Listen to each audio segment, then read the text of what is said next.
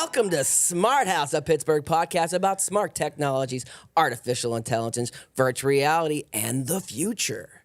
I'm your host, Dustin Dowling, and with me today is comedian Derek Minto. What's up, buddy? What up, Smart Hausers? you have a name for your fandom? No, I have no idea. Yinzers. Like, Yeah, just the just basic, Yinzers. Yeah, it's Yinzers. Just take it, fine. Yeah. No one's ever used that demographic before. That's good. I know. That's just, people keep asking me, like, why do you call it Smart Haus? And they all talk about the Disney show, Smart Haus. Oh, there's a Disney show called Smart Haus? Oh, yeah. It was called, and it was a smart house, and it, like moved in, you would talk to it and stuff. It was like a high-tech smart house. Whenever I think of a smart house, I think of that. I think it's a Ray Bradbury sci-fi story called There'll Be Gentle Rains, and it's the wall of a smart house that existed after a nuclear blast, and it's still performing all of its dead functions. I'm a weird dude. Oh, my God. I love that as a concept for, like, a short. Yeah, it's an incredible short story. Oh, really? Yeah. Oh, my God. I love that because I can see, like, oh, my God. I think it's Ray Bradbury. Yeah, I got to check that out. Well, Derek, we just have so much to talk about. Oh, yeah. And, like, we started talking, and I kept telling you to shut up because I was like, no, we gotta get on the air and talk about it. So the first thing I wanted to talk about right before I hit record, where you're like, man, people still come up and talk to me about that movie we did over a decade ago, which I don't know, 12 years? How long ago? I don't know what year it was. I wouldn't been doing stand-up much longer than like a year and a half, 2 years. Yeah. Like when that happened. But a mutual friend of ours decided he was going back to school. He was a war vet. Yeah, he's a war vet. And he decided as his thesis he wanted to make a movie. So he went to very much the Kevin Smith route of maxing out a ridiculous amount of credit cards to make a film, and basically recruited the entire comedy community to play parts and be his crew. Yeah. And then trick a bunch of Point Park students into working for him. Yeah, we got like the Point Park grant. Yeah. Like, so we had all the gear and stuff, like it was crazy. And that's why I remember like the beginning of comedy in Pittsburgh for me, and maybe for you, was like I felt like we were the up and coming, like, oh man, we're gonna make the scene. Because when I started, there was only one open mic, and it was Duke's, which is now, I believe, the Spoonwood Brewery. Yes, it's Spoonwood. Yeah, it's Spoonwood Brewery, but it was just Duke's, and it was Duke's. It was the railroad station. And that was out in the South Hills. Yeah, way and out there were in a couple South other Hills. ones, but like that was the one. That was a good one. That was the real one that was consistent right before I think Smiling Moose started being consistent. Yeah, the Moose was always a hellscape. It was an old biker bar that someone kind of took over, and when I went to the Smiling Moose when I started, there was a dildo claw machine in the back of the building. People were told not to wear biker collars, but there were still lots of bikers in there. And someone very, very precarious, the owner decided he wanted a comedy open mic to upset all of these bikers with. And it was a dangerous, rowdy place. You could still smoke inside. It was the kind of place every once in a while you saw a beer bottle shoot across the room. It was intense. So who started the open mic in the Smiling Moose? It wasn't Mitch McCulsha inherited. I cannot remember the name of the comic that had it before me. I can't remember his name. Isn't it the guy whose brother does write for like animations on like Adult Swim? Yeah, I cannot. Why remember. is his name not? I have a video of him Rocco. too. No, okay, that's maybe not the guy I'm thinking about. Okay, it's not. But Rocco Marangelli, I think, is his name. Yeah. He lives in New York. He does improv now. He's kind of, for the most part, out of stand-up comedy. Good for you, but you made a good decision. But yeah, it was a super intense. But eventually, it started getting better. It also helped that we started getting a better pool of comics. Well, that's what I'm saying. So at that time, like, I felt like Duke's was the most consistent. Like, I met Aaron Kleiber, who was like in charge of that mic, through Craigslist. This was the Craigslist time. That's also how we got the Craigslist. I wrote a letter. I wrote this letter like in Word and like rewrote it a couple times, and I was like, "Hey, I want to get into comedy, into selling shirts." I think I even like quoted some things from like Whitest Kids You Know, and just had this whole like monologue and put it on Craigslist. And Aaron Kleiber messaged me back through Craigslist saying like, "Hey," and like it's before he even did his first stand-up ever. And then we met at the old billiards place in Southside. I can't remember what that place is called. Oh, Shooters? Yeah, Shooters. Yeah. We met at Shooters. Yeah. And he was like, "Yeah, I'm an improv guy. I'm just doing Restiller right now. I don't know what I'm going to do." And we just started making stuff. And then I started going to the open mic at Duke's. And then that's when the Smiling Moose, I felt like that was the mic that was the hardest, but if you were doing okay there, like it was cool to say I did It was good like at the very moose. much like it's like I always call it like a crucible mic. Like it would just break you down until you did it right. But it was, it's also like it's a very certain kind of style of comedy because you find out you go to other scenes and people were like, we don't have shows like that. Like people pay attention. The TVs are off. I'm like, well, lucky you. Like conditions are not often ideal in Pittsburgh. Yeah, people are not even looking at you. No one's looking at you. No one was looking at you. The thing that also helps is that once you have a mic for a while, people figure out it's happening, as opposed to a thing that happens in the early stage of comedy, which is called an ambush mic, where someone sets up a thing and they're like, hey, comedy's starting in 5 minutes, and people are like, what's happening? What? I was here to spend time with my family I haven't seen in 2 years. Now there's a guy over here telling me his political views about pants? What? Like, yeah. So eventually, I think you moved from Smiling Moose. Did you go from Ham Bones? I had both. So me and John Pridmore, we were hosting it for a minute. And that's right around when some other stuff kind of started popping up like here and there. And there was a mic in another place downtown called Papa J Central. That was the old brothel place. Yeah, that was the old spooky brothel. Yeah, that place was really cool, though. Yeah, where one time I thought I saw a ghost with Sean Collier, true story, on a different podcast. Yeah.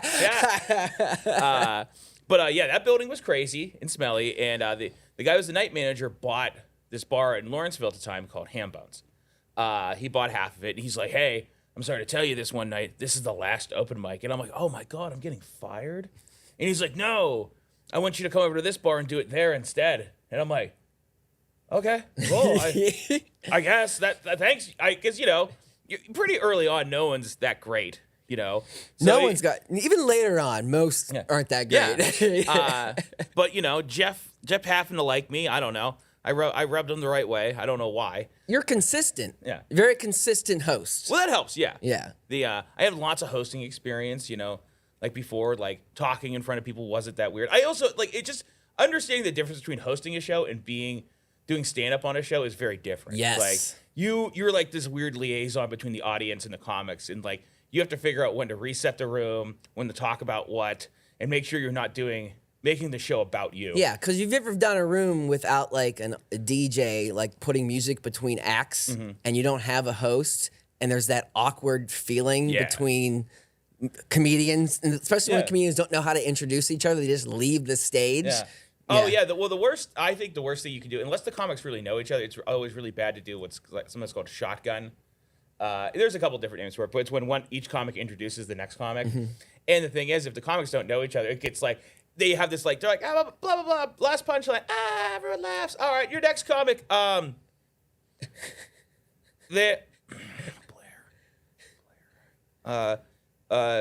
Bart Brinkley. I'm sorry, Brant Brickley. Everybody. See, that's really bad. But I did a recent professional. I didn't do it. I was shooting a professional one, and they brought out the headliner. And I kind of like to use their who's ever introing sometimes is part of my video. But the problem is the person had their watch, their phone, their purse, their bottle water, and they were like putting the mic down and like, all right, our headliner. And I was like, I can't use that shot. Why do you have everything you own on stage with you? Put that in the green room. Yeah. So I thought that was funny. Throw that out there. I just a little hate out there. Sorry, everybody.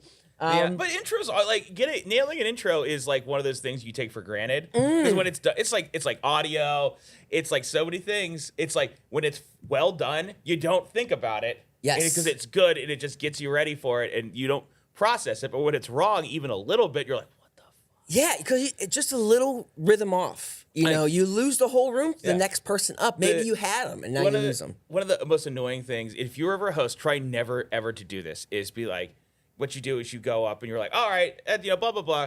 Listen, are you ready for next act? Give it up for, and then you say the name. Let's say John Evans for this particular example. John Evans, everybody. And then you take several more moments to talk about them. Oh, yes. You go, John Evans. Now, John, let me tell you a funny story about John Evans. Oh. There we were. This is I've seen people do that so many times. It drives me in. I actually got introed like this like 2 weekends ago, and I got so mad. But the lady did such a great job. Otherwise, I was like, I'm not starting my set by tearing someone down. Yeah, You just move on. Don't understand the transitions. It's like a different talent. It's a different skill to like. But you see that like because you're so in their own head, that talent of like, here's my show, here's my act, and then you're done, and then you got to bring someone on, and it's like, how do I do this? So at what point in time did you actually start your own podcast? When did that happen? So me and this guy named James Stout, he started out in the scene with me doing stand up. And we like in the first year, we were like obsessed with podcasts, and no one was into podcasts. Like there's no like Pittsburgh-based podcasts. Most of them didn't know. Like every facet of podcasts that you know now did not exist yet. Like even just like news podcasts or like super niche. There wasn't a big enough market for it yet. And my favorite thing about podcasts is every other piece of media. They're like, blah blah blah. Go check out YouTube and watch these clips. And then they're like, oh, and our podcast, check it out anywhere you get podcasts. Because you can just go anywhere and get podcasts. It used to be like, oh, use Stitcher. And it's like, nah, just whatever. Like anywhere they might be. Because they are. It's just like now it's super easy. But you used to download like an RSS feed, put it into a thing, and it didn't always work. And it was just awful. It was awful time. Copy, paste, RS. Like what? I thought it was HTTP. What is this science? Yeah. And then you have to put it in like Google News feeds, and then you accidentally hit a thing, and you get 12,000 alerts because your podcast shares a day with like an important news event. Anyway, so we were into it. We started doing like a regular podcast called TMI Guys. And I would always say, I did not come up with the name for this. But this is like, we had this weird thing that happened where James just, whenever he made the videos, like we were talking about like the 2010 like elections, and like we're still talking about what's her face, the governor of Alaska. Oh my God, yeah. And like and so like he put up like a sexy picture of her like for the picture, and we immediately got like 10,000 views. Like, and then like, that shot up to like, because that's when you could do that with YouTube if you kind of had the right thumbnail and embarrassing dialogue. But like 20, 30, like a couple of them have over like 100,000 views at this point. Like we're never gonna get any money off it because I don't think you could monetize it quite then. Or maybe you could, I don't know. But we didn't. Right. So that's the important part. It's like when I was doing vlogs, and all of a sudden I would hit one for like 300,000 views, and then now I look back, I'm like, I can't believe that many people watched that garbage I made. That was also where I learned a very important life lesson, which is don't read the comments. Don't interact with them. Let someone else answer those questions for you, because you'll get through like 16 that are great, and then someone will say something awful and it'll hurt you in a way you didn't know you could be hurt. You're like, what? A stranger said this. Why? Like, was that the podcast that was the comedy podcast that you had for a while? So that was started out, and then he kind of bailed, and I rebranded. I just wanted to have like comics on and just do goofy shit. So I made a podcast called Haters for Hire. Okay, that's the one I remember. Yeah. All right. Yeah, that was the one that got pretty popular for a while. Yeah, that's what I really remember subscribing to. And if you were in Pittsburgh doing comedy, that was like if you wanted to know what was going on or who was up. Yeah. Like that was it. It really felt like that was where the community was at the time. It was cool. Yeah, it was. I still wish I had a lot of the archived episodes. I have some of them on a hard drive. But it was cool, really, to like see a lot of like great comics like in their infancy, like that are now have went off and done like other like crazy stuff and have done specials and like this is and that's, and some of them have been disavowed from the community. I hope we never hear from them again. I think that's really funny that there are some people that it's like, we don't even talk about them anymore. Like we just try to tiptoe around those words. So when you did that part of the podcast, was that still before Ham Bones? That was before Ham Bones and then after Ham Bones for a while. For the first couple years of Ham Bones, maybe like I ended up doing almost 200 episodes. I think I was around like 180 when I finally went crazy. And like I had a couple producers who helped me throughout it. And God bless them, they were amazing people.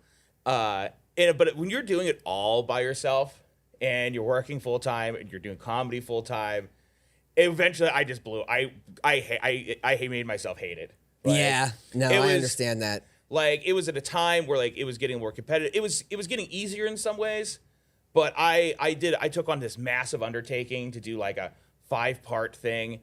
And I just lost myself in that process. And I was just like, I'm not having fun anymore. I'm not enjoying this. Like, I need to stop. And sometimes, when you stop, you just don't start again. Sometimes you do. Yeah. Did it feel good though when you're like, oh, I need it really, to stop. It really did. Now would I do a podcast? Absolutely. Like they're super fun. Yeah. But I would do it smarter. Like I was young, I could just kind of brute force it.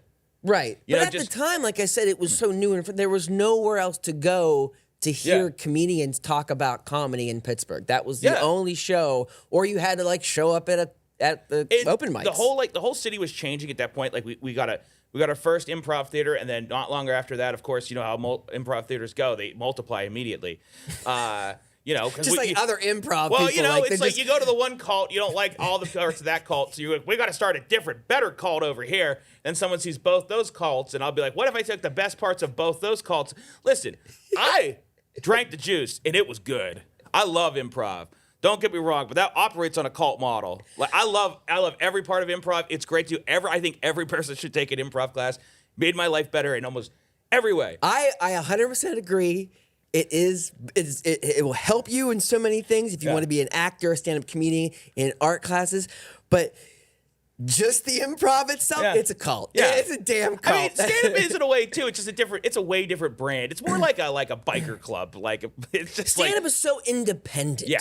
It's so you, and it's so like American in that sense where it's like, liberty, and it's just yourself by yourself. Yeah. And improv is such a community type thing where almost too much, I think. Yeah, it's what's for you. Like improv generally attracts more well-adjusted human beings. Like I met somebody much better or less talented, however you want to put that. I mean, I wouldn't say that, but it is more it has more mass appeal for sure. And you can be elevated by other people. Well, like stand up is like it's just you. Like when you're bad at it, you're bad at it. Yeah. And it's all you. You don't have anyone to hide behind. I can't be like, when I'm an improv team, I'm like, well, I'm not going to say it out loud, but that guy ruined that scene. Like, that's not what you're supposed to do, but we all know. Yeah, it's also an unnecessary evil. I think that you do need those skills. Yeah. But there's like, I've seen classes with lawyers, with like politicians and stuff. And like, just for writing alone and like whether being on stage or just like listening and playing along with people. Like the class really just teaches you how to be better at active listening. We all improvise all the time. Like we're improvising right now. We're doing it right now. Doing it right now, kids. Doing it right now. This is how a podcast works. You just move around. Yeah.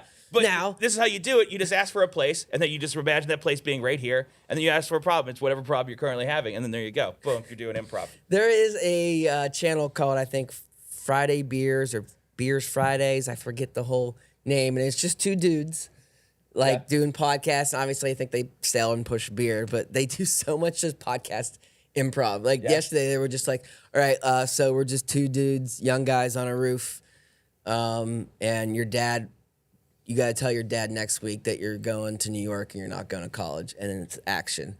And the guys are just like, so, are you going to New York next week? Yeah.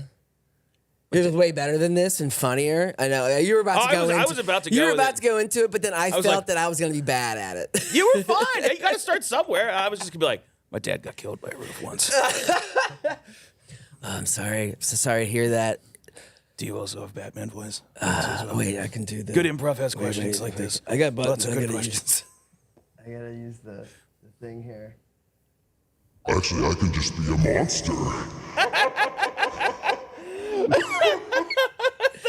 That was way scarier than I thought it was going to be. I thought it was just going to be a little like this. A little off the rails there. So I want to get Little back sling blade.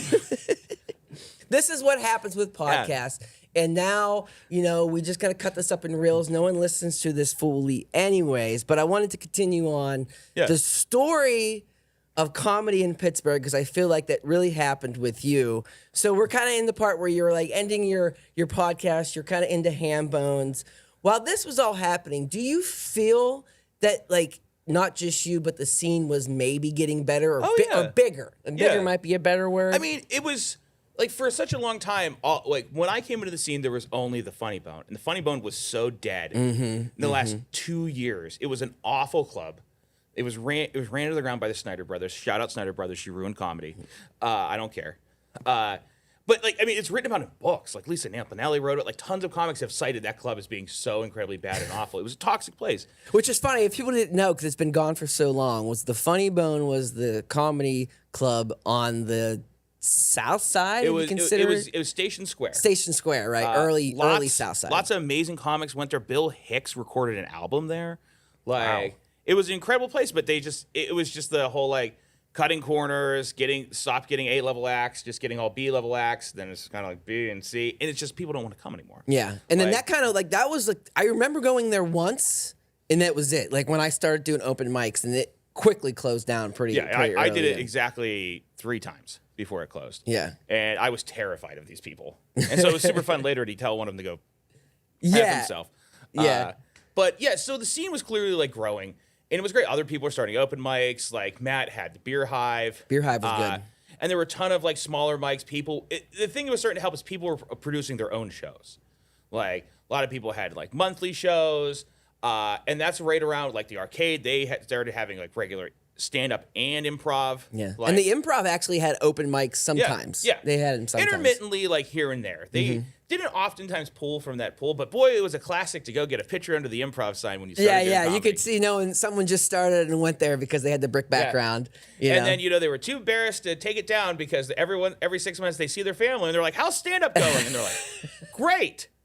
And then they have to come out again for a week and then, they get back off the cycle. Yeah. But the scene started growing. We started having like festivals. Like it started becoming.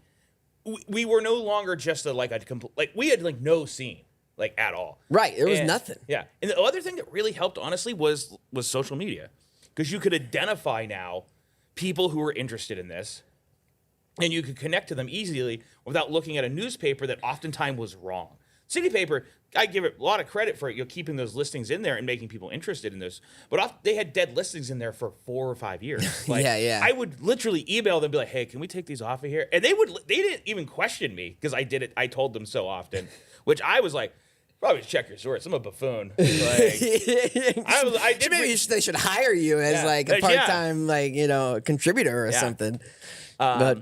But yeah, also some of the papers got better at like producing and report. Like the City Paper and the Trib and the Post Gazette all the time. They weren't doing good coverage of like comedy events and this and that. And they started the scene naturally grew. Yeah, and you're right. It was Facebook. I mean, just to know where to go and where the open mics were, we started building the few pages that you could come here and this is where we know. So, and that's when it became not only a mic every day of the weekday, like almost every day of the week, maybe more than one. And on top of that, Bill Crawford at DV, he played a huge role, how he knew some of the local scene, so he was able to talk about stuff. Like that's when we started having the DV Comedy Festival. Well, that's interesting too, because when the Funny Bone went down, when all that happened, that's when Bill Crawford got hired at DVE. That kind of happened all at the same time. Yeah. So that's kind of interesting. Like that's when DVE, they did a reset. Funny Bone was out. There was no mics, and there was this complete new buildup. Yeah. Yeah. And also people like Mike Wysocki and Sean Collier, just being on the air and being local stand-ups, helped a lot. Just to have them being present. People before that, there was in that scene, it was Alan Cox was still in the scene, doing stand-up comedy, but the scene was still in that. I honestly don't know what the 90s was like very much because I wasn't there. I know, right? We're trying to just guess at it. But no, we got to the point where there were comedy festivals. Now, those didn't last. Yeah. But we did get to that point, and I think, who do we have the names that we got here? Was the one guy from 30 Rock? Judah Freelander. And Todd Glass. W. Kamel Bell. Todd Barry. I'm trying to remember the rest of them. But we also had a lot of smaller names and stuff that came through. Napa Sharna, Kyle, oh my gosh. Who else is I'm trying to remember so many people. So many people. Let's just list them all and make sure they Kyle share. Kinane, there you go. Hannibal Buress, stuff like that. Came. That was the DVE showdown comedy show. Oh yeah, he came more than once actually. Yeah. Oh okay. Yeah. He came to Hambones too. Ooh, yeah. I didn't see him at Hambones. I saw him. He did the free show with I think I want to say Tig Notaro. And then they found out and they all came over to Hambones and we just stopped the open mic. Right. I completely stopped the open mic. And I'm like, we're resetting, the show's happening in 5 minutes. That's awesome. That's how I said one time I opened for Hannibal Buress. So before COVID hit, was there anything, because I'm because I guess the Ham Bones kind of became like the other club, and it was kind of like, was it gonna happen or not happen? Did you know? Like maybe things were not going to start working out before COVID, or was it still like we're going to truck through this? Because it was like the #1 open mic in town. Yeah, like the open mic we got very, very lucky with that open mic, and that it was a good night. It was Thursday night. We had a room dedicated to it, and we consistently did it for long enough that people came. And another thing that happened, the consistence, was the consistence was the Belvedere's caught on fire. And I thank you, Belvedere's, for catching on fire. I do mean it. You made my comedy career. So I was on Thursday nights, and we've been running for about a year, and it was fine. But suddenly, this huge Thursday night event that attracted 500, 600 people stopped. And here's a bunch of 20-somethings and 30-somethings looking for something to do. Here's a show. You don't have to drink. You don't have to do anything, but it goes until like 1 a.m. And so it was and we had big windows that people could they could see that something. When you walk past, it was like, what is going on in there? Yeah, what are people doing? And so people come in. The drinks were cheap. Jeff was an amazing bartender. The wings were really good too. So good. And absurdly cheap PBRs. Yeah. In fact, the joke always at the shows was that the PBRs were $2. But I complained near constantly that was highway robbery. We all know PBRs cost 11 cents. And each week, the joke was I would confront Jeff about it. And usually the joke would end with him throwing me out of his office by screaming, "I'm masturbating, get out of here." He hated it, but I loved it. He didn't like it. He's like, people keep saying it. Get out of here, I'm masturbating. You should just put like a mic back there so you get that audio every single time it goes through the. That'd be great. The thing that we had a festival ready to go on March 23rd of 2020. Oh, really? There was another one coming. I forgot. Yeah. Well, everybody did because so we got word from the Cultural Trust that they're reducing all the capacity of their theaters. We're like, okay, that's fine. We only have this is the beginning of COVID. Yeah. And so that's what we're like. We're going to do spare seating for all of our shows. It's going to suck for Ham Bones, but we can do it. Because we just want this to happen. This is like the Friday before. Yeah. I remember. And then like by the next week, Friday, I'm in Shannon Norman is cutting my hair, and I am literally the only time I've ever pulled out my phone. I'm like, I have to look at this. My phone is blowing up. It's like every single venue is like, we're shutting down. Like, we're shutting down. So it was cool to lose like $7K in advertising and merch and all kinds of crap that you can't get rid of. The entire world, that's what happened with, Yeah. I love how there was a comedian cutting your hair in this moment. Yeah. Who is a professional barber? Oh, he's amazing. Yeah. Yeah. I'm seeing him this weekend. Nice. Yeah. Nice. So obviously everyone knew what happened. Everything was shut down. We lost Ham Bones during that time, right? That's when and we lost Jeff. Yeah, Jeff passed. He passed in September, late September. At that point, there was too much going on already, and his family just wanted to sell the property. Yeah, right. Well, luckily, the property is now owned by a comic's brother, Joey Welsh. They own an axe throwing place, so they own the building. They're remodeling it right now. Bless them. It's a big undertaking. Yeah. What they're doing, and and they want to have comedy. They want to have music back. I didn't know that was Joey's family. Yeah. That's awesome. So that's kind of cool to know. It's like to have like a connection there. And hopefully they do hopefully they do that, like make it a community arts event, because it kind of Lawrenceville really kind of needs that. Like, I know. The area it's such a good spot too. You're right off the bridge, and then just 2 blocks down, there's like every great piece of food.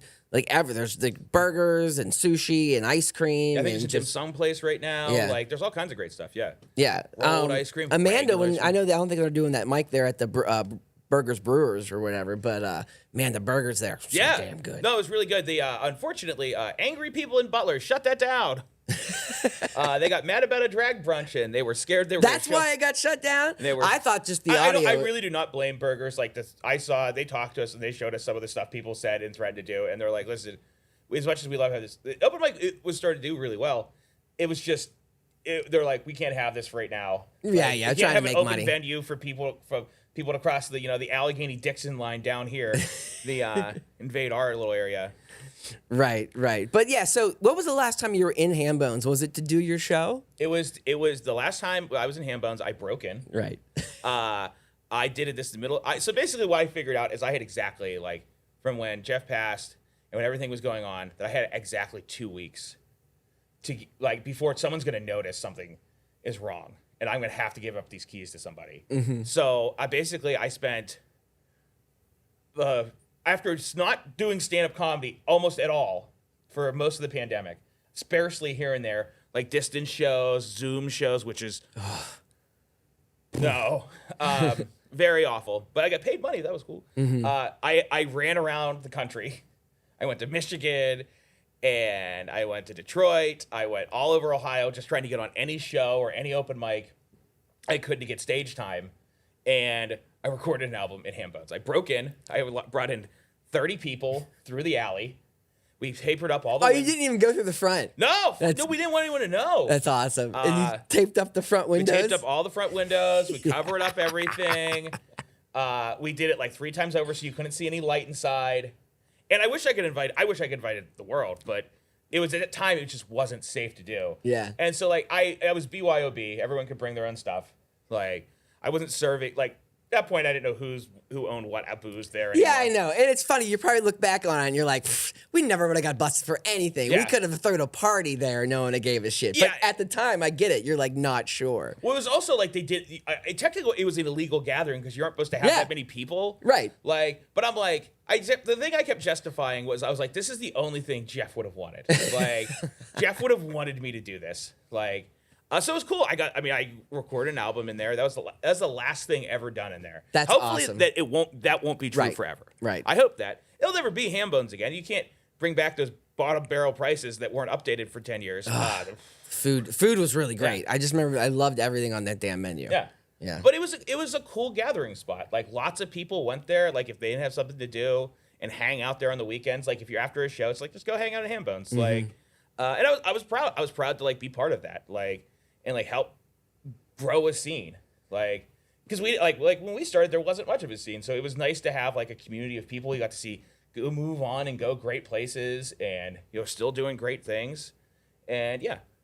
So like just to fast forward to like right now, like what are you doing now? What is happening now? Are you running an open mic or anything? So like I run a show at King Fly Distillery. I was the first show. King's Flight, okay. Yeah. King Fly, in the Strip District. I have a show there in 2 weeks.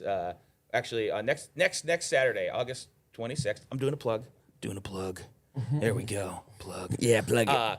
But I'm doing Bill Crawford, Blair Parker, Trevor Austin, and Don Armour. It's going to be a great show. But yeah, I was the very first show in the city that opened after the pandemic, which I was very proud of. That's cool. I got a lot of press for that, which was like really neat. Because there was comedy like on the peripherals of the city, but it was like the first COVID event. It's a really cool venue. But I help Amanda run an open mic on Monday nights. I've kind of removed myself from. I did it for so long. But the scene's like getting back to like a really healthy place again. That's good. That's good. There's open mics every night of the week. So did you do the show over there with Sa guy? What's that guy's name all of a sudden? The funny guy with the weird vines. I know you opened for him. Maybe it was in the Improv.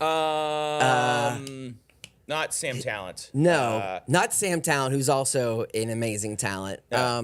It's this, what's it like, sub, bro? It's like him and that Casey dude. They're outside with the basketball. yeah, He's like, Dad, I just want to dance. Oh yeah, dance, I did do it with at the Improv. They were nice. Yeah, I can remember his name all of a sudden. I feel bad. Casey is actually from here. You know what's weird about Casey? So I went and looked on my YouTube. Casey has been subscribed to my YouTube channel for 15 years. Whoa. He's like one of my first subscribers. Aww. And I was like, that's crazy because I'm a huge fan of this dude. He had lots of really great Pittsburgh humor. You could tell he was like talking about like Eagle video and like stuff and like the Eagle's nest and like I was like, oh my, this dude is hitting home right now. Like holy crap.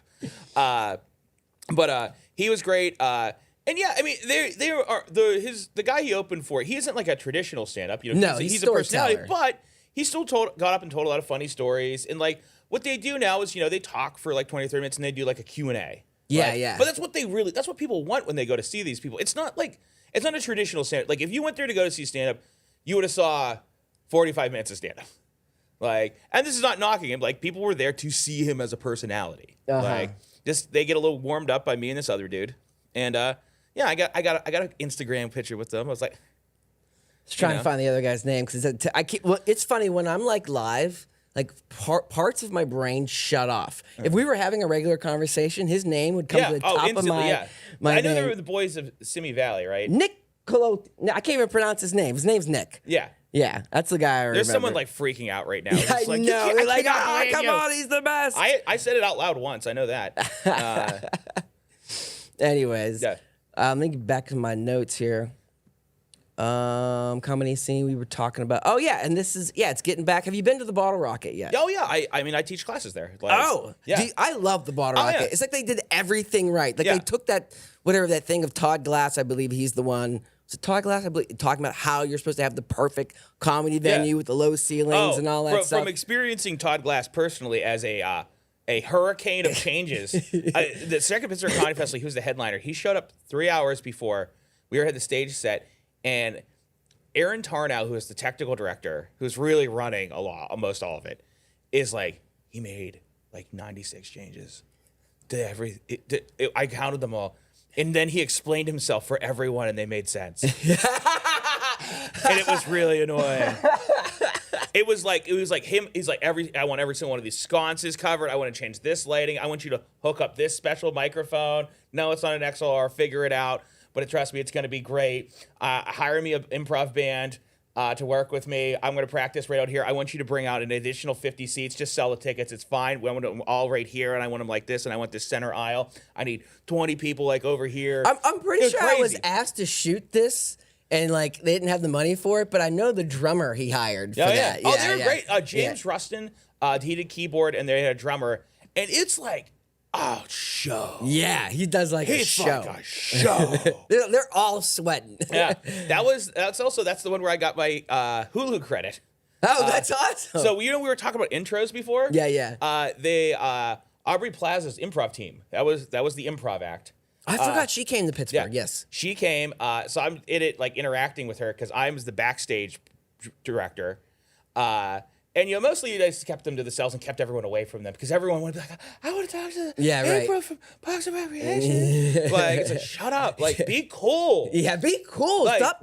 I know those eyes are this big and you can't stop looking at them. Like, but like I'm in the documentary introing them onto stage. That's cool. And because of that, I had to like fill out like an NDA and like all this like crap. Oh, wow. Yeah. So I was very proud of that. That is I don't use that as a credit because I hate when people were like, I was an extra at this. That means I'm in like this. I was like, nah. I was an just think it's cool. I was an extra in Warrior. So you could see me in that movie somewhere. Yeah. How many Pittsburghers were in the stadium scene or live up being in the stadium scene at the Dark Knight Rises? I know. You can't tell. It's those two movies. It's Warrior and Dark Knight because they both have huge stadium scenes. That's really funny. But Bottle Rocket's awesome. So everything's great now. Comedy's great. Comedy. It's growing again. Like, I mean, there's been rumblings about like, there's also on top of that, Steve Hosfeder has the Steel City as fuck. I said the F word. Mm-hmm. It's not as fuck for real. What is it? Oh, it's Steel City Arts Foundation. Arts Foundation. I thought it was as fuck too. I know. That's what I read it. I was like, oh, yeah. It's a bold choice. That's what I thought. When my grandma finds out, she's not going to be happy about this. It's also made in a church. You know what I mean? Yeah. So they have a facility on the north. They have a facility in Stanton Heights, and now they're starting another studio in Ross Park called Sunken Bus Studios. Okay. So yeah, I mean the scene's growing. Like, can we touch on that real quick? Yeah. The sunken bus. What? Just give me your honest feelings on that marketing. There. I feel like it's marketing made by someone who's not from Pittsburgh and saw something happen in Pittsburgh and be like, let's celebrate this. I'm like, that's a weird thing to what? Yeah, like a year from now, even now, I think people are like, what is that? Why is it named that? We're like, well, we don't have a lot of money in our transportation budget like every city in the country, and we had a bus fall through the road. It's just like, okay, and that's the name of the production company? Yeah, it's like I don't know. It's like, hey, the Mon secretly has mercury in its studios. Like, I don't know. It's just, it's an odd thing to celebrate, I think. I mean, like, a lot of the obvious things, like, there's, like, Steel City Improv Theater. Like, there's already, like, a lot of... Steel City, I get that. Because Steel City's everything. Yeah. Steel City, Iron City, Berg. But sunken bus. I'm sorry, I had to touch on that real quick. But please make good comedy despite your name. Yeah, it doesn't matter. Yeah, I'm sure despite name. No one. I don't think anyone's really gonna go. That's a bad name. Not go see comedy. But Derek, we've been talking so much about comedy. This is called Smart Haus with the accent. Can you do any Yinzer accents? Yeah, I can do a little bit of Yinzer accent. Can you give me a little? I can do a little bit. Yeah, what do you want to do? You just let's talk about. I got a question for you. Do you use any artificial intelligence for any of your acting, your comedy, anything like that? I had a couple pictures made to make myself cool, look like an astronaut, and that was cool. I had a cowboy. I was a D&D kid. Yeah, that's good. I had like a mic. It took all my pictures from stand-up, and then it just like smashed them all now, together. were you wearing like a jersey in these pictures? No. I saved those for church. Those are my Sunday clothes. But it's funny because all of them, I weirdly always have something in my hand because I do so many stand-up. I gave it a bunch of AI pictures. So it always looks like I'm going to whip somebody or like I'm going to toss something or like a space microphone or a space lighter. It's pretty cool.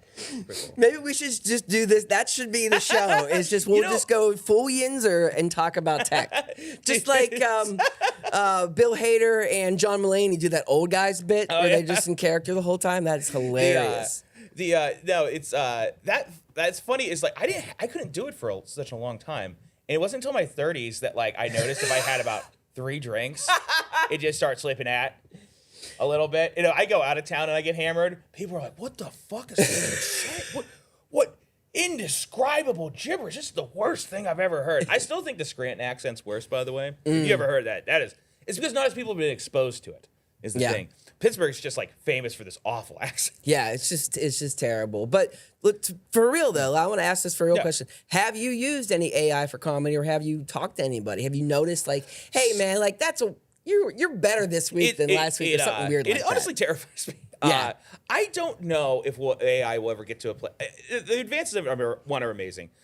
2, have I played around with it? Yeah, not for comedy. I've used it in a number of ways.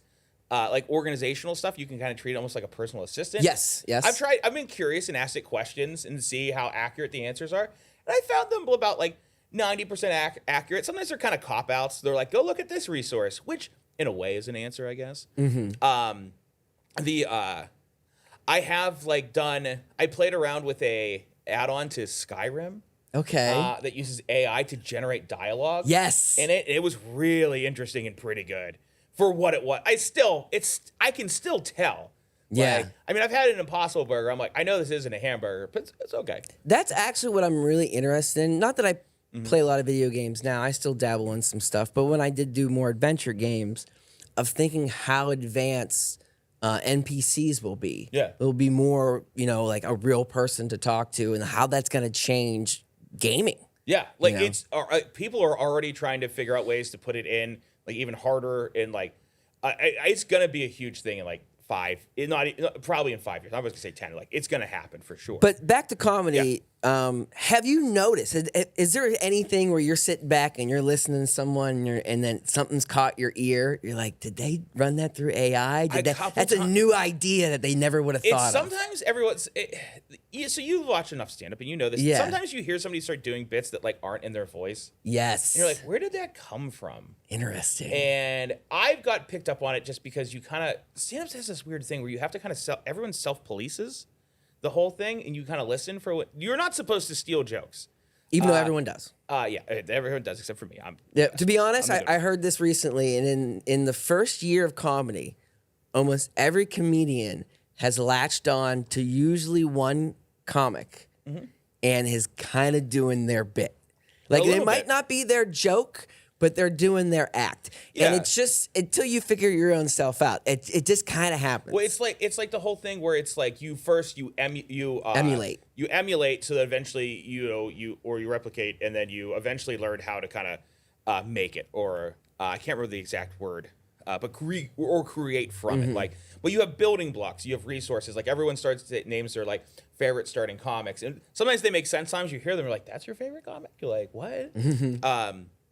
So definitely, I think for sure. Like I had a weird thing where I went back recently. I watched the movie Animal House, and I did not realize I was like, oh man, all my mannerisms are just ripped off from this guy. I just stole them all. That is really great. I heard that about Bugs Bunny. Yeah? Recently, and someone says like, well, the reason we don't think about you do that just like Bugs Bunny. Well, Bugs Bunny is just a ripoff, another like television comedian, like literally all his like, hey, Sarah, how you doing? Yeah, I don't know his name. I feel bad, but like, that's all ripped off of somebody else.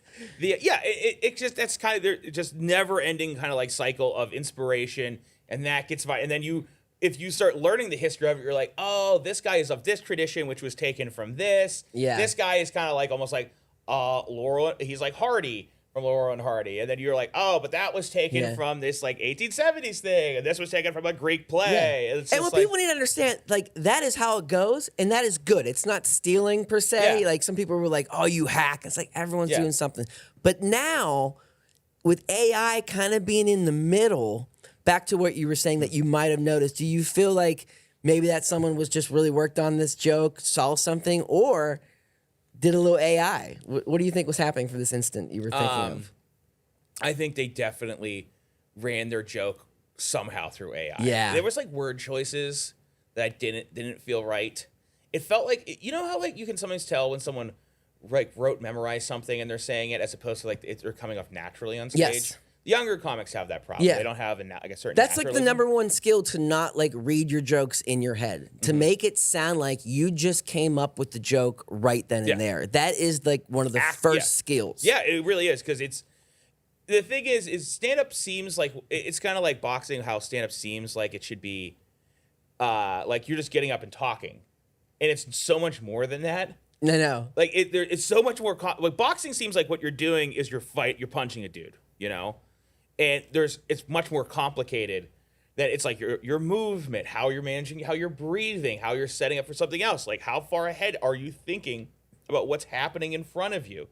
Like how are you going to handle this round? How are you going to do the next thing? Like, so stand up, like if there's a lot of thinking and but like in being active on stage. Like even though it seems like you're telling jokes, you're actively listening to the audience, gauging how they're feeling. In comparison to like what you're gonna do your next, are you gonna adjust? Are you gonna stop what you're doing? Is something crazy happening in the audience? Like, are you just gonna keep firing jokes? Yeah, you're just gonna probably pretend like, you know. That's also tough too. I've seen people do that. Like something happens and they're like, nothing happened there, and it's now the whole crowd's like, you're not. I don't know what. Like you're not. Are you blind? There's also this thing too where you have to think about. You have a very unique perspective. You're the only one looking at the audience. Hopefully, like. I mean, you do comedy around, but generally it's you focus out at them. So sometimes you might see something. Like, I'll give you an example. This is kind of a gross example. I was hosting Hambones one night, and there's this couple in the back. It's pretty dark. It's pretty late. And they're in one of the booths. And I get up on stage, and I'm like, give it up for blah, blah, blah, everybody. And I look over, and this lady is under the table giving somebody the business. You know what I'm saying? Oh, my God. And I yell, I'm like, oh my God, are you giving that guy a hand job? No filter. I didn't know what. None. But you have to remember, no one can see what I see. Right. So everyone's like, where? Like up here? Like, and everyone's looking, and this couple is running out. I'm watching this dude just mash his junk back into his, just like pounding it in. Just, it was awful. It had to hurt so bad. He probably got so much zipper on that thing. Oh, it's hilarious. But no one, like this thing, no one laughed. And it's just a couple came out, and like, I'm pretty sure the girl was crying. Like, so I'm You just ruined two people's really. They were having probably one of the better nights they've had. Do it in an probably alley. months. Yeah. That's what I have to say. That's why we have them. Drugs and jizzing. Oh, that's hilarious. Yeah. Maybe smoking the reefer, but that's drugs. So there you go. That's awesome. That's awesome. But it is like a very much like a matter of perspective. You have to think about that sometimes. You know, it's sometimes easy for. And sometimes what you need to do is you need to explain the situation afterwards. I did, and then still no one found it funny. I delivered. No one found it funny at the time, and I'm like, I hate this job. Yeah, that sucks. So annoying.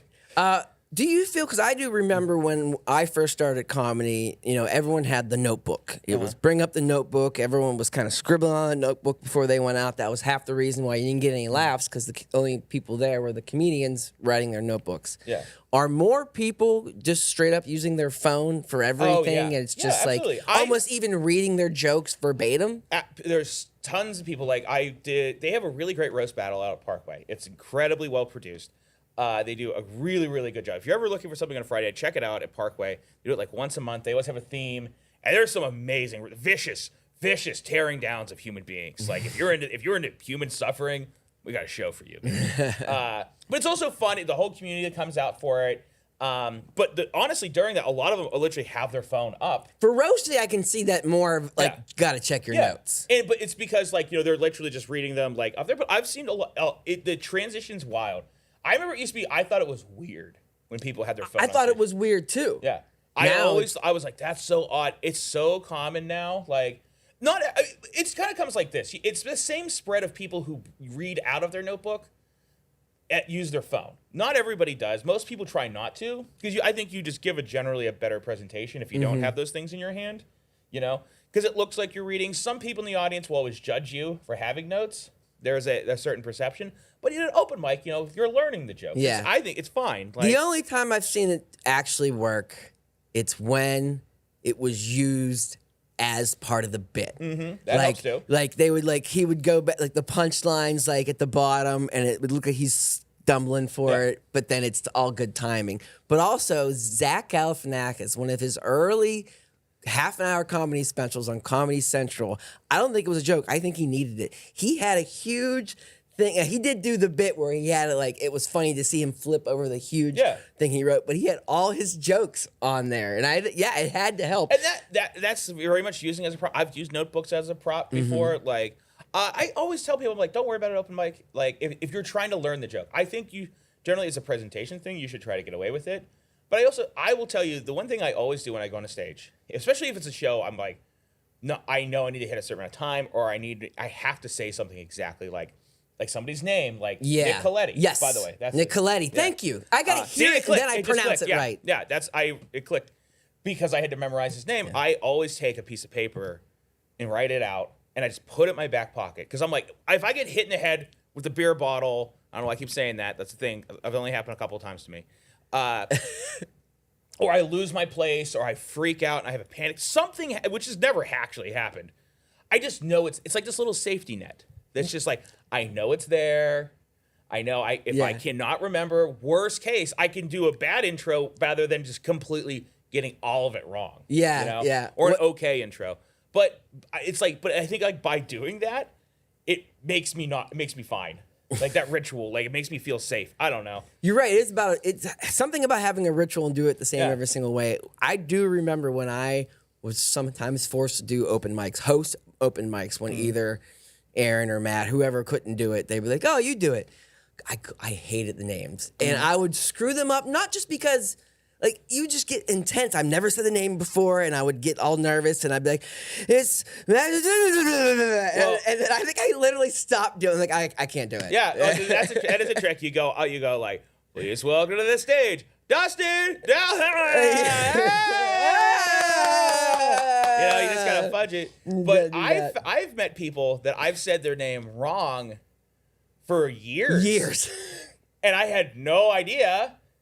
And finally, I found out, and they thought it was hysterical that I never. Kaylee Dumas, I would say Dumas, like the French writer, but it was Dumas. But I thought it was Dumas, or I said Dumas a couple times, and like for years, she's let it go. And I'm like, if you just tell me, I'll do my best. But this is the thing: if I also get your name wrong once, for the rest of my life, I will have anxiety. Exactly. And hello, I'm not gonna be able to Alex say it wrong. Stipula. I love you. You're one of the funniest human beings I've ever met in my entire life. I truly enjoy you, but I'm terrified of saying your last name. I got that down pretty well, but I honestly have called him Jaeger and Jägermeister more than I call him Alex, and so I'll mess it up that way. Yeah. Go by character. So how about this? This is kind of a dual question here. Do you have any Echoes or Google Home devices at home where you say to turn? What do you use it for? I use it for lights. Yes. I use it for timing. I use it for recipes sometimes now. I also played Skyrim on it. You can play like a weird little Skyrim game on it. Really? It talks to you through, That's awesome. I use it in my Dungeons & Dragons setup upstairs.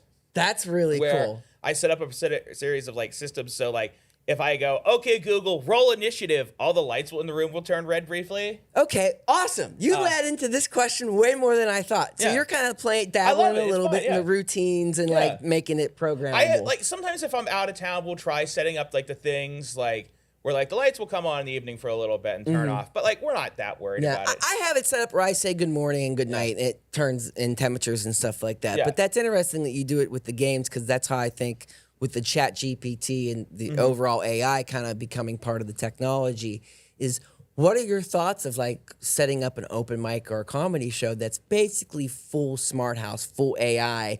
It's doing the introductions. It's doing like you could easily, I could do it, not easily, but I could do that today. It would take me a lot to set it all up. But through all the programs where I can just set up and say, and play.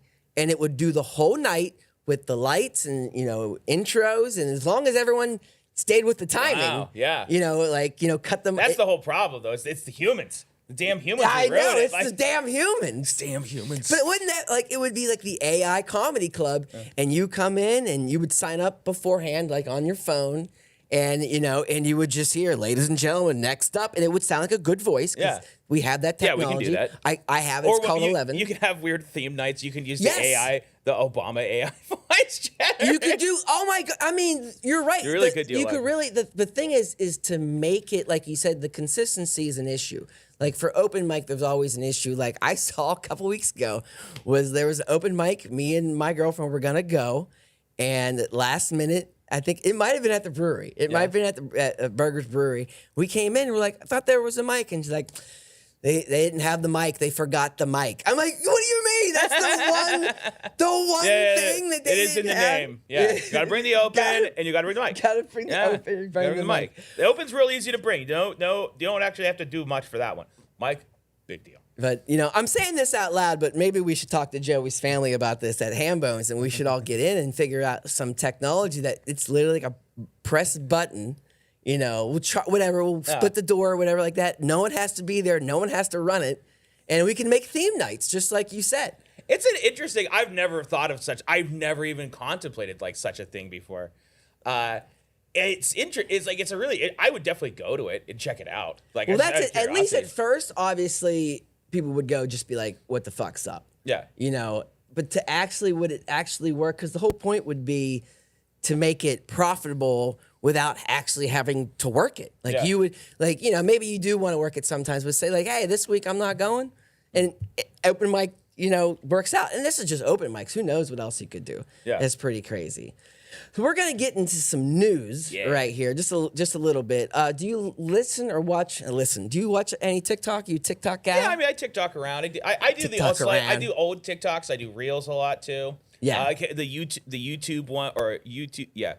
The YouTube one Stories. Is Stories, which is just the same thing. Yeah, I know. Well, it's the same thing as in when I'm in the app, like it's this, I'll be like, I won't know what app I'm in until I'm in there for about 30 seconds to a minute where I'm like, these videos suck. Like, what is, like, oh, I'm not in TikTok. That's what's funny, happening. Like, my YouTube is probably the most manicured of all my social media things, like in terms of like the channels I'm subscribed to. So I get the videos that are my interest the most. Okay. Like in that. It doesn't have any of my friends except like some of my friends show up on there, but not as much as like Facebook and Instagram, like their reels. So it's like very much like all my niches, like cooking, Dungeons and Dragons, like gaming. That's on stuff. YouTube for you. Yeah, on YouTube. And so what do you find on TikTok for you then? A lot of stand-up. Okay, a lot of stand-up. A lot of stand-up. A lot of like pranky joke stuff is like in my, and then occasionally like a way too hot of a woman like showing up and I'm like embarrassed. I'm like, get out of here, lady. Like, when you I shouldn't be flip watching up, this. You go up, but then you kind of come back down just for a second. Amanda, is my girlfriend around? But yeah, I honestly got it. I do seriously feel like a creep if it's like a really young woman. I'm like, if it's really young, I do feel a little bit but like I if don't it's like watch. a hot tracksuit mom, I'm like, all right. Hey, there are some comedians out there that they like to flaunt their stuff and they got some big asses, and I will check you out, but you got to be funny too. I'm like, I definitely want you to be funny. Yeah. So what about you? What do you end up watching? Well, that's what's crazy. So like, I feel like the algorithm works for me very differently. Honestly, I personally have used and been on YouTube for so long. Yeah. So like my algorithm feels like kind of set. So I still get, and it also feels like it knows what I'm up to. So if I'm like watching a lot of tutorials, that's what I get a lot of at the time. If I'm watching a lot of comedy, then it starts to feed on comedy. YouTube seems to be a little slow to it's like what I was into last month, and like it understands, or the last couple of years. Yeah, it's more like my general hobbies. Yeah, I think you're absolutely right. Like, it's not something, it's not as active. TikTok seems to be like it almost knows what I need that day. So if I am working in a specific software, it seems to realize like, oh, you need some tips. Or I'm talking about a certain AI app, it like gives me news about that. Or like something happened this week, it will give me the funny articles or little bits. So it feels very in tuned. It's like very today. I think if someone like my dad will share something for me on YouTube, and I'd be like, I saw that on TikTok last month. Yeah. So that happens a lot. But do you know what happens to me weirdly on Reels every once in a while? So like I have a bunch of pages that like I'm an admin of, or like I have control over. So I'll switch out of my account and I'll go into like Pittsburgh comedy, like and I'll like check something, like some message or something, and I won't pay attention. Then like maybe I'll do something else that day, and then I'll click back in. And I was like, oh, maybe I'll check out. Like I see a reel or two, but it's like this completely different vibe. Like they're all like inspirational quotes read like in a voice like this, like you can overcome anything. Like, just believe in yourself. Alfred J. Whitman said, like, and then like the text, and it's that music background like Walt Whitman. Like, yeah, I have the thing where I'll be in a client's profile and forget, and I'm like getting really weird stuff. I always get nervous. That's messed up. That's like wearing someone else's dick, dude. Yeah. That's crazy. Oh. Yeah, that I catch that real fast. But or like one of my cousins or one of my kids, I'll have their phone. I'll jump into social media. Like, what is this garbage? Yeah, it's like this, and then all of a sudden, like, why is there all these clips of Justified? What the fuck? Like, and they're like half scenes that don't make any sense. You're like, click on part 2. You go to click on, find it on their profile, and they have 442 things between that clip and that clip. You're like, bastard. I think this would probably be uncomfortable and not happen, but I would like to share my algorithm with people. Like, that's interesting. Jump into, like, it's the same thing as giving someone your phone, which is like, oh, yeah, I don't like that feeling at all, because then it's like, what do you like? Ooh, look at all your deepest, darkest secrets. I don't care for it. But anyway, so back to TikTok. So with how, I don't know, I whistled there. Like, I don't know, that was weird. It's weird how content creators, comedians, artists, however you put them now, are like getting big, and even how they interact with people. I think the way people look at celebrities now are not even the same. I know there's still crazy fandom and people are throwing things at artists on stage, but there's also, I feel like there's this thing where we're at the same level as celebrities. People are having that. There is like a veil of separation that's kind of like disappeared in a way. Yes, absolutely. Yeah, they're all on the same level. And so this guy, Cal Gordon, who I've been watching on TikTok, who even performed at the Bottle Rocket, I believe, last year, just had some really like lowbrow stereotypical characters. Like he would do like the 1920s guy, and like, hey, I'm on the side. See? And at first I was like, oh, that's so old and stupid. But then it was like really funny, and he just kept doing it. And then he did this character of like Euro character DJ guy. Yeah. And he did a couple bits and showed a couple of the songs, but the whole time he was putting together a song. So I'm gonna play the song a little bit right here. Hopefully it plays. Alert! DJ Crazy Times! If you want parties to be making, have some noise. Bratislava! All the women in the world, let me see your beautiful faces. Oh, I've got an idea. World peace! And you can see it's just ridiculous. Obviously, saying world peace, like, come on, he didn't say make some noise, like come some noise. Did he say Bad's Lava on there? Like, did he say Bad's Lava? I swear he said it was just his website to find open mics like all across the country. But what's crazy, so he is now like collabed with like 3 other big TikTokers, and it's a different woman each time singing like the Euro thing. Yeah. And it's getting bigger and bigger. And then yesterday, during the Jonas Brothers concert, he comes out with the girl and he's like, hey, everybody. And it's like, what is happening? And so there's all these behind the scenes videos of him with the Jonas Brothers. So he's full on doing this character with 3 different women. And so everyone's like, wait a second, who's that? Who's this? Some people think he's real European. They don't know it's a character. So it's huge. It's huge now. And then in the song, actually, it sounds like it's a banger. Yeah. That's how I guess that's the way to get rich now. Or I'm sorry, famous. Whatever it is. It is. I mean, as far as I know. Which is why I'm not rich and famous. Right. So you just can't, unless you are so damn good at something.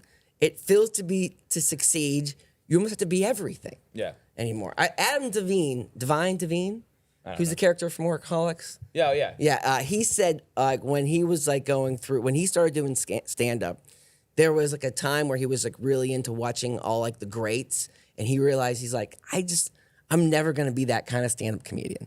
Like I'm not gonna have my stand up and my dialogue just be so perfect. I'm gonna blow out shows. He realized he had to be something else, and this character. I think for sure. I think that's a really smart realization. Also, you don't want to just be that. Like, I understand that, that to have everyone hang on every single word, but if you at least you realize you're not going to be that kind of comic, doesn't mean you can't still do your job. Yeah. Like, the job is to make people laugh, which is oftentimes forgot by many stand-ups. Oh, which that's would be surprising. so funny. That's weird. I know that seems like obvious. Yeah. Like to make people laugh. Well, it's like what COVID did. It's like, what we did as comics for a really long time? Forgot the importance of a live audience. We just take it for granted. You don't think about it because why would you? And all of a sudden you're like, oh shit, we need people like in front of us. That's really important. For a year straight, that joke was doing so well in my head. Yeah. Why am I getting no? It must be them. It must be the them. mic. Oh, yeah. It must be the hookup. Listen, it's oftentimes not the audience's fault. 99% of the time, but every once in a while it is the audience. Every once in a while. Sometimes it's the audience. Yeah, sometimes the audience is just bad people. Sometimes the audience, but usually they say you can make anyone laugh. We'll do another little newsy thing here, really quick, but I just wanted to hit on it. Yeah. Is they are moving the end call button on an iPhone. Do you have an iPhone or an Android? I'm an Android man, but I've used lots of Apple products. Like I started out with an Apple and I moved to Android. But why? Have you ever took a phone call where you're on the phone and then someone calls you and it has this display and there's like 6 buttons to choose from? Either bring that call in with you, hang up on your friend and take the call, end all calls, and you just don't know what to push. Oh yeah, absolutely. Especially if I'm hammered, I'm like. And you just usually end all calls. Yeah. So they're just moving those buttons again. I don't know why. I feel like at some point we're not going to touch anything. We're just all plugged in anyways. So that's how I think it's going to be. Does that kind of stuff, Buck? Do you interact and have? I just like when my phone updates and changes everything. Like it reset. I had a Grammarly keyboard, like in my. Okay. Switch out for if I'm doing long form writing and stuff, it's really nice to have. But doing short text message, sometimes really annoying because I'm like, I know I'm not using proper syntax. Like I'm just being like, yo, what's up? I don't need to be like, put an apostrophe here, like use a question mark. Like it's fine. Like calm down. But it's great. It makes my writing way better. I have Grammarly, and I'm not gonna lie, I have not wrote an email. Yeah. Since ChatGPT has come out. Oh yeah? I can't. I'll start. It has to be really short. I'll start and I'll just what happens is I get lazy and I realize I don't have to write, so I'll just kind of write really broken thought. Like I gotta talk about this, and then this, and then this, and then this. And I just copy and paste, throw it into AI and be like, just make that an email. And then it fixes it, and then I kind of go over it again. And that's it. That's how I do my email. Oh my God. I'm totally going to do that. It's awesome. I've thought about it, honestly. And the way you just described it, I haven't tried to use it for those purposes, but I also do hate answering emails. Yeah, it's more of a business thing because, when I was telling you the stories of this studio and how dealing with clients and stuff, what I've always come across is people who like to cold call you or do a lot of business face to face or on the phone. I get nervous. Because it's an opportunity for no one to write anything down, no one to memorize anything. Yeah. So business-wise, especially when it gets down to the projects getting, this is what we're doing, this is how much it costs, this is our timetable for it. And the people that push back, they don't like to respond to emails, it's I just don't like doing business with you because I'm scared you're not going to show up on time, you're going to pay me late. And so now that I have AI to take that hard part away, that anxiety of me I gotta type exactly because this person never shows up on time. Yada yada yada. It's great. I love that. That's a really interesting way that I never thought about to take the anxiety out of stuff like that. I never really thought about that way. I'm just like, all right, here's another mini panic attack. Let's go. Like, yeah. That's exactly how I felt like doing email, and that's probably why I just go to AI. Now they're going to build it straight into Gmail here the next couple of months. I mean, what was it, a couple years ago when they started doing the predictive text? Yes, and I love that because that made everything way fast. I'm like, wow, okay, good. Well, that's actually another update with the iOS 17. Besides them moving the buttons around again, is they're going to try to improve predictive text and auto text to you individually. Nice. It kind of does that now. If you'll type a word and you'll be like, "That's weird." It knows how to spell that word. Yeah, like mine will definitely it knows my email. It knows like when I would put my address in and stuff like that. That's pretty easy. It knows those kind of special Derek phrases. Yeah. Like get the fuck out of here. Yeah, it's all one word, But I guess it's gonna get better at that. So it's more like it can talk for you, and you're instead of typing all the words, you're really pressing 2 or 3 buttons, which would be pretty cool to be honest. Yeah. What have you been watching lately on the Netflix, Hulu's, all that jazz? Harley Quinn. I've been catching up on that. That's a great DC show. The best thing that came out of the Wait, is that animated or animated? Yeah. Okay. Where's that It's on? super fun. It's on HBO Max. Okay. If you want to watch, I know there's so much superhero fatigue right now. Totally understand. I'm there. I used to be a guy that would rewatch every Marvel movie like twice at least. I'm struggle busting. I didn't like anything they made. Secret Invasion, bad job, everybody. I'm sorry. I know how hard it is to work over this because I know there's so much work that put into that. But yeah, I only watched 2 episods. I was I'm done. It's so boring. I can't believe it's that boring. I know. And the next Marvel thing that I'm even I don't know what the next Marvel thing I'm super excited about.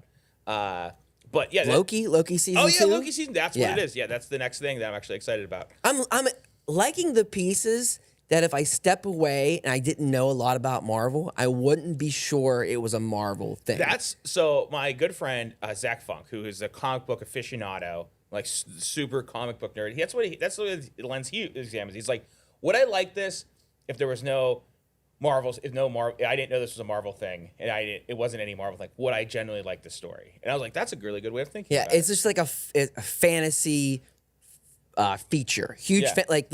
What was the Dragon? I'm not sure it was called Dragon one, but the Chinese guy is also in Barbie. Shang-Chi.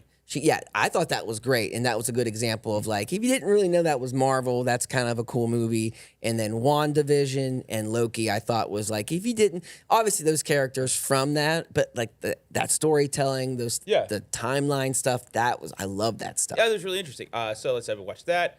I did of course Barbenheimer. Oh, you did both? Did Barbenheimer. Did you actually watch them both? Yeah. Oh, crap. And that'll melt your brain a little bit. You come out little pink stuff like what is this? Was that a marathon for you? How we was took the a break bathroom and situation? then we saw it. And, okay. We didn't do mimosas. We just went and did something else for a little while because we needed to. We did Oppenheimer first, then Barbie. Thank God. I don't even know how I could have done it the other way. But the thing about Barbie is Barbie's way more of a mind fuck than you think it's going to be. Yes. Because I cannot believe they let them make that movie. It's amazing they made that movie. I'm so proud of the studio, the exec that shut up. Or got made to shut up. And let's make a Barbie movie like this. They wanted to make just some bull crap, awful movie that didn't they make fun of all the bad Barbies. Yeah. Everyone's named Barbie. The main character isn't the Barbie. She's stereotypical Barbie. That's hysterical. Yeah, I was surprised at how much Mattel let them just kind of just start jabbing. There's one F-bomb in the movie, and it's so funny when it happens because when the lady said it, she's like, what's up, mother? And it bleeps it out, but they put a little Mattel logo over her mouth. Yeah. It's so funny. Spoilers. I won't say anything else.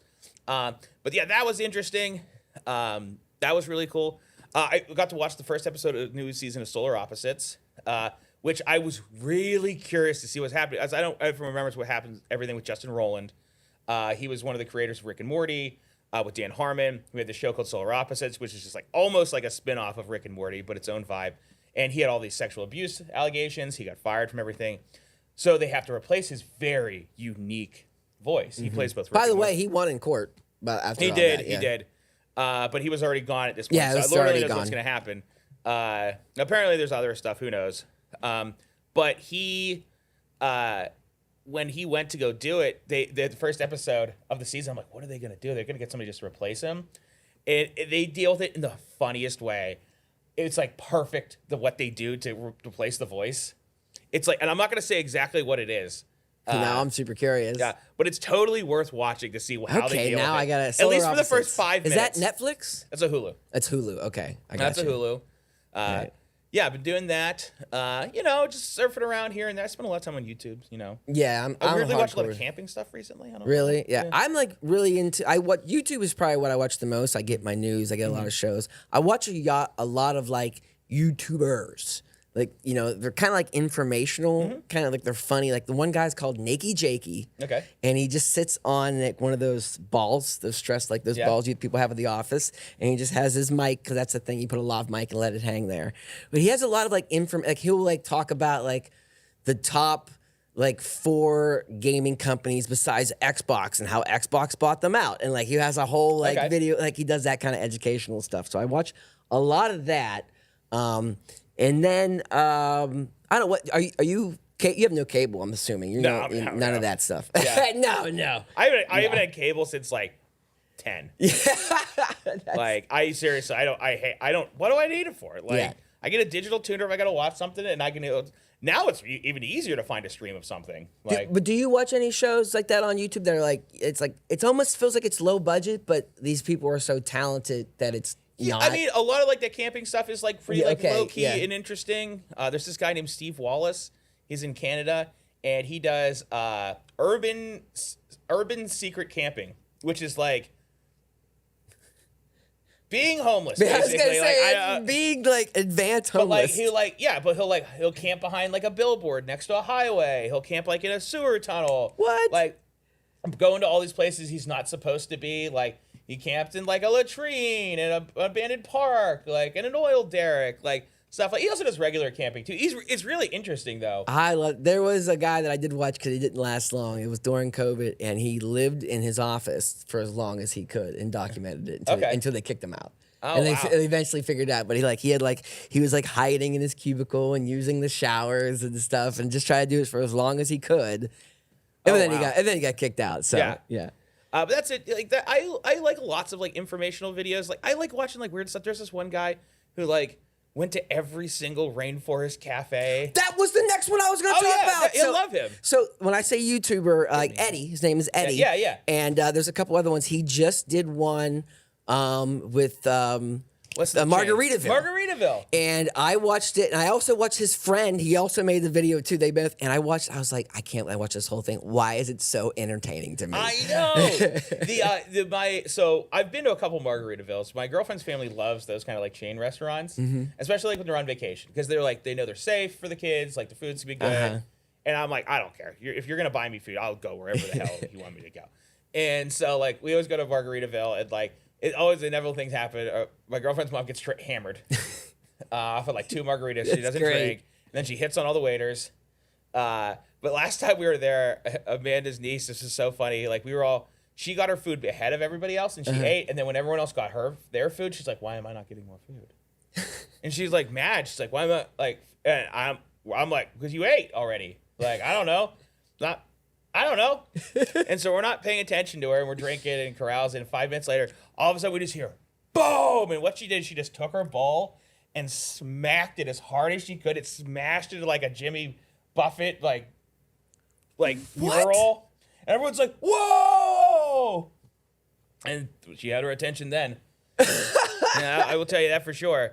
I was like, holy crap! Like, wow, that sounds like a Margaritaville type of. Yeah. That's probably normal. And she, as far as I know, completely sober. So. But like, she did get her food. Yeah. She wanted more. Just ignore. She was little though, mind you, but she was a little. That's kid. That's hilarious. She wasn't like 20 when she did this. That's what I was like. How old is this? Like, she was 18. No, I'm talking like a little kid, like having a tantrum. Yeah, I mean, I love that kind of content, and I watch it all the time. Like he also did a great video about ghost kitchens, and Yes. where he actually this is Mr. Beast because he's in some lawsuits right now because his Beast Burger, which I got here in Pittsburgh by the way, and it was totally great. Yeah, I had a good time when I had it. It was fun. But some places, I guess these ghost kitchens are just awful. And like he was going through the whole history or the whole story of that, and they're just getting some shitty ass food. Like during the pandemic, one of the other things I did was I drove DoorDash. Okay, Because it was like there's no stand up. Like I eventually ran out of savings. Like, you know, you're paying rent, you better pay bills. Like I didn't have a lot in the first place. Like I was expecting to have that money back from a failed comedy festival. Yeah. So, you know, but I went to a lot of ghost kitchens. I picked up Mr. Beast like a bunch. Like it's like the Mr. Beast kitchen, one of them is right in the Buca de Beppo, like in Station Square. Another ghost kitchen is like those It's like there's a restaurant group that has like 2 or 3 secret restaurants inside every one of them. Yeah. So like I was picking up stuff for like it was like the Cheesecake Factory line. Yeah. And then you'd like, why am I at a Bravo? Like what the hell is this? I've had some of the food. Some of them are fine. Some of them are not fine. But there's like a ghost Chick-fil-A kitchen downtown that only operates for like lunch rush. Like it's like the other side, like by the convention center. And you just go in there and just like, here's a Chick-fil-A sandwich. It's scary. Yeah, it's weird. Everything's coming out of these like ghost kitchen basements. All our food is being built. I think that the new Chick-fil-A, I guess now, is they're going to build them 2 stories, and everything's going to be on top, and you drive underneath through it, and they give you the and they give you the food in the window. I think there's McDonald's and Taco Bells that have been built that way, and that apparently is the most efficient model. That's what I'm hearing. It's the most efficient. Obviously, if it's also the most who started efficient. that model? The Oyster House, downtown Pittsburgh. Oh, here we go. That's right. The food's upstairs. They send it down in a dumbwaiter, and then you get it, and it's delicious. I love that. And then you can get told how you're not a real Pittsburgher because you weren't born on the Allegheny River. You just grew up slightly north, but you can't count. Like, oh, thank you, sir. Okay. So we get YouTube. It's funny how we're watching the same stuff. Yeah. We're watching Eddie, which I think is funny. You ever hear of Gus? Is another friend. His name is Gus. Oh yeah, I've seen. What's his name? He does like weird like sketches and stuff at his home in the middle of the country. I think it's funny. Have you seen the show Severance? No, I have not. It is I know of it. Amazing. It's Apple TV, directed by. No, yes, I have. I've watched the first season. Okay. I'm sorry. I was thinking of something else. I call that the mindfuck show. It is a mindfuck show. Holy crap, is Adam Scott good in that show? He is such a good actor. I love him in everything. I remember the first time I saw him in Step Brothers. His name was Derek. I'm like, I'm a Derek. And he's such a dick. He's such a huge dick. Yeah. I love him in Step Brothers. That's my first real vision of like I knew who he was. Yeah. Was from that movie. But no, that show, I mean, it hooked me so quick and it hooked me for so long. I'm nervous about the strike because of it, because it's like the one show that I care about. Like I don't care about anything else, but if they don't make that show again. That new Star Trek show, which I'm not really a Star Trek person. I love. I heard that was good. It's really, it's just like, it has humanity to it. It's funny. Like, I didn't know this is what I wanted in Star Trek. And like my parents like, this is kind of what Star Trek, like it is. It's sometimes way more lighthearted and like this and that. And like sometimes it's really serious. Which Star Trek is this? It's called Star Trek Strange New Worlds. It's like a prequel to the original series. It starts with the captain before him, Captain Christopher Pike. And it's really just well done. There's like an early Spock. There's like an early Uhura. And like, is it those characters or versions of them? It's versions of them. It's the canon characters technically. Okay, they're still canon. I guess that's what I was asking. It's not like the whole like J.J. Abrams verse where it's like a parallel timeline, so they can do whatever they want, not get in trouble. It's like supposed to be canon. It's really well. It's just like this is the thing that like you're looking at. You're like, this is what Star Trek needs or Star Wars needs to do. Star Wars was so concerned about using the old actors and thought there was this like legacy thing, but it was really to their detriment, is what it turned out being. Like.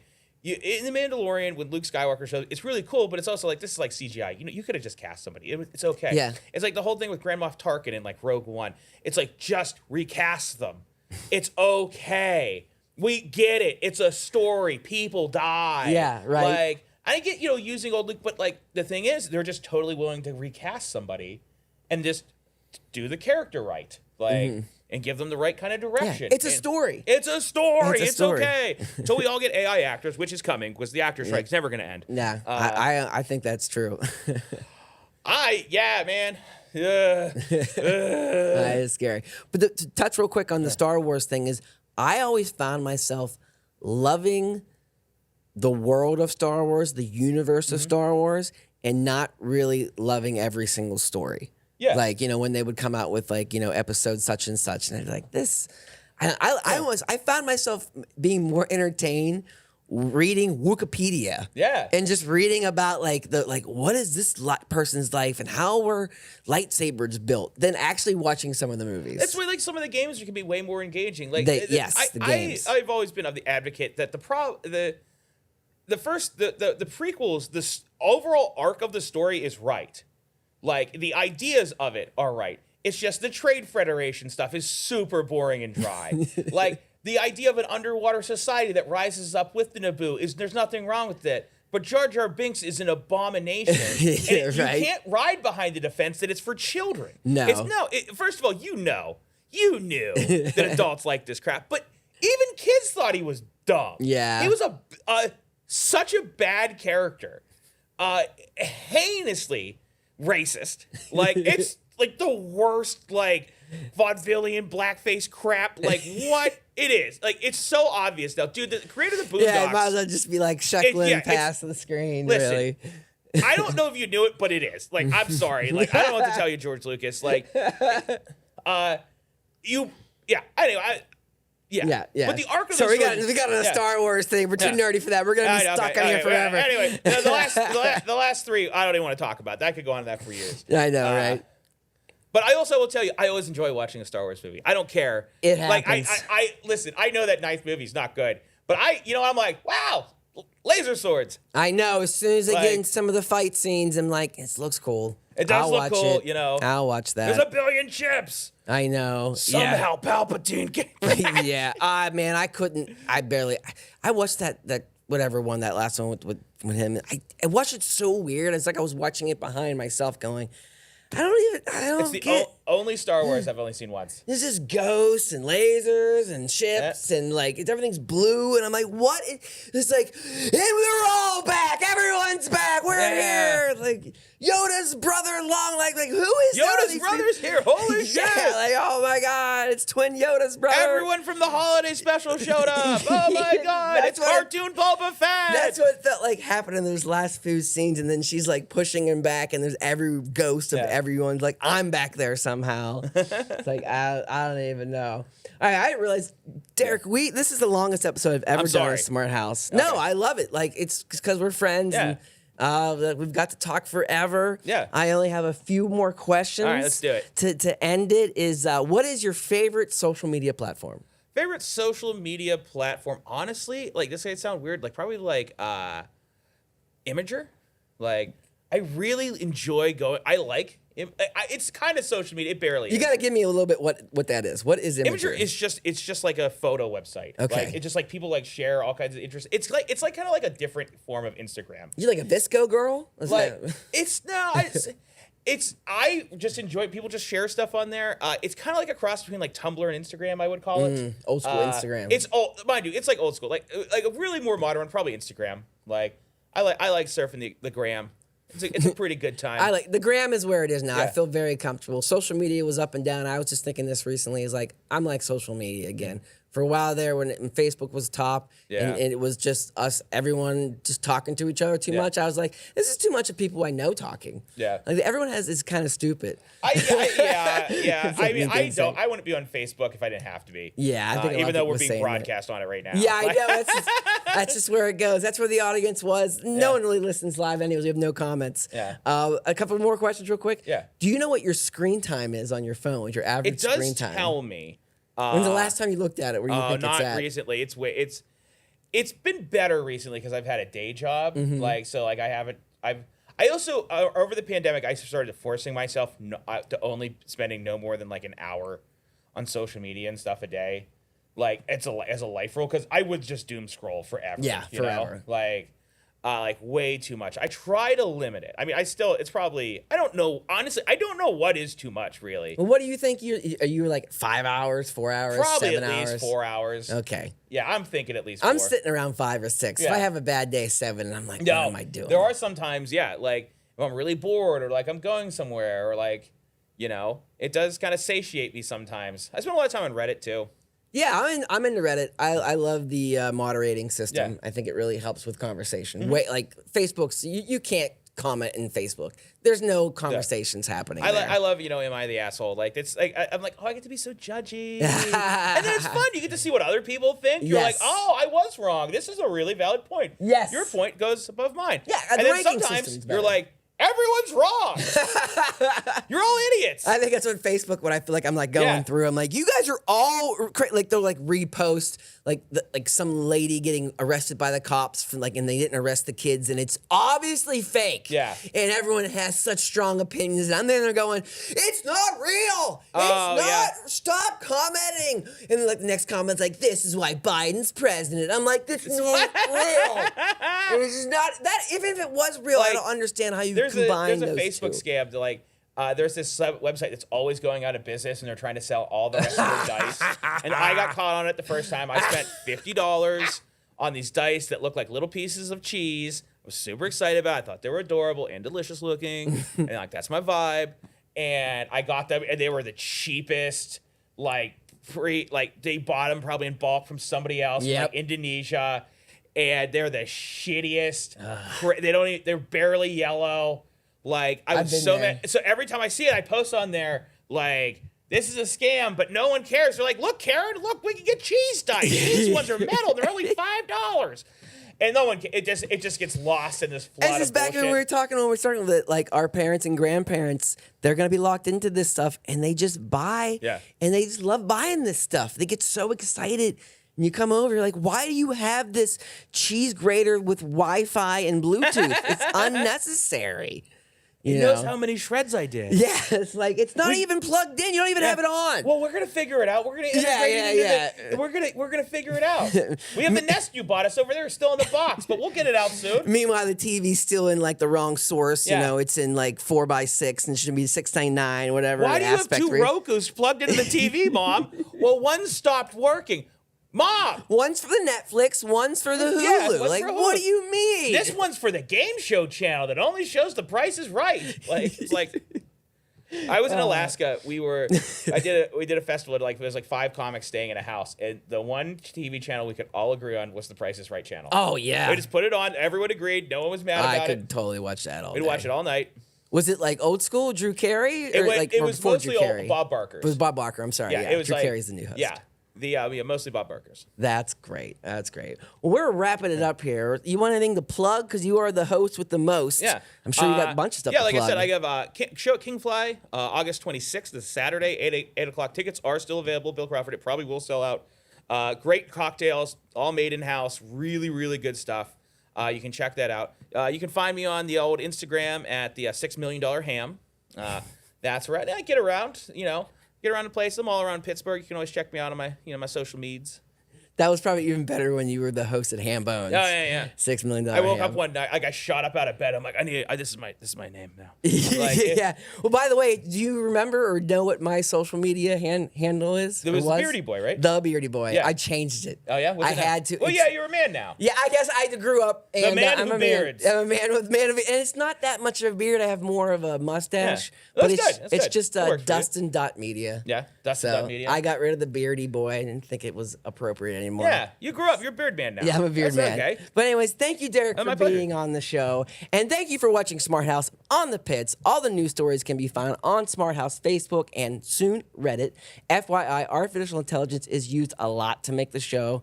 Take that as you may. Check out www.thepitts.company where you can find endless amount of funny and informative content for Pittsburgh.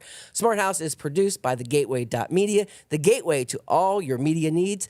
Thanks for watching and listening to Smart House.